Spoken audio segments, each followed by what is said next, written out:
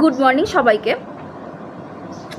আজকে একটা গুরুত্বপূর্ণ বিষয় নিয়ে আলোচনা করতে চলেছি, যেটা হলো বাংলা ব্যাকরণ থেকে ভাষা পরিকল্পনার ক্রমবিকাশ।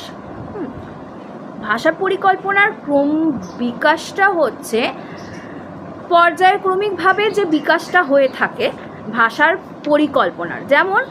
আমরা যেমন বলে থাকি যে 1977 সাল থেকে এইখানে আমাদের গৌড়ীয় ব্যাকরণের কথা আমরা প্রত্যেকে জানি, এবং গৌড়ীয় ব্যাকরণে দেখা যায় যে বাংলা ভাষার ব্যাকরণ রচনার প্রথম উদ্যোগ গ্রহণ করেছিলেন খ্রিস্টান মিশনারিরা এবং ফোর্ট উইলিয়াম কলেজের অধ্যাপকগণ, অনেকেরই জানা।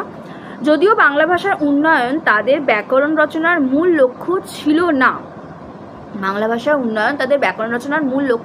না, তবু মূল লক্ষ্য ছিল বিদেশ থেকে আগত ধর্মপ্রচারকদের এবং ইংরেজ সিভিলিয়ানদের বাংলা ভাষা শিক্ষা দেওয়া। তবুও তাদের প্রদর্শিত পথে গিয়েই বাঙালি মনীষী ও পণ্ডিতেরা বাংলা ব্যাকরণ রচনায় উদ্যোগী হন। এদের মধ্যে রামমোহন রায়ের গৌড়ীয় ব্যাকরণ রচনা উল্লেখযোগ্য প্রয়াস। পরবর্তীকালে বাংলা ভাষার সামগ্রিক ব্যাকরণ তো রচিত হয়েই ছিল, বিশেষ করে দৃষ্টি নিবদ্ধ হয় বাংলা বানান সংস্কার ও বাংলা বানানের মান্যীকরণে। ভারতে অলিখিত ভাষাগুলির জন্যে লিপি প্রণয়নের যেসব প্রচেষ্টা হয় তার মধ্যে সবচেয়ে উল্লেখযোগ্য হল পণ্ডিত রঘুনাথ মুর্মু কর্তৃক সাঁওতালি ভাষার লিপি প্রবর্তন।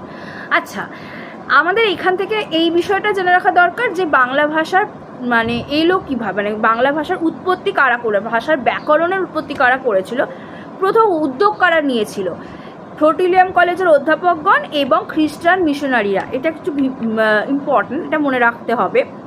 এবার এর কোনো মূল লক্ষ্য ছিল না বিদেশ থেকে আগত ধর্মপ্রচারকদের এবং ইংরেজ সিভিলিয়ানদের বাংলা ভাষা শিক্ষা দেওয়াই ছিল এদের একমাত্র লক্ষ্য।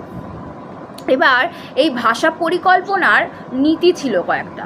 তো নীতি পদ্ধতির মধ্যে পড়ে যাচ্ছে 4টি পয়েন্ট।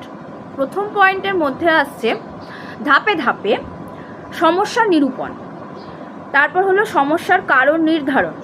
সমস্যা নিরূপণ হলো আইডেন্টিফিকেশন অফ দ্য প্রবলেম। দ্বিতীয় পয়েন্ট হলো সমস্যার কারণ নির্ধারণ, ডিটেকশন অফ দ্য কজেস। 3 নম্বর কারণ হলো কারণের নিরাকরণ, এলিমিনেশন অফ দ্য কজেস।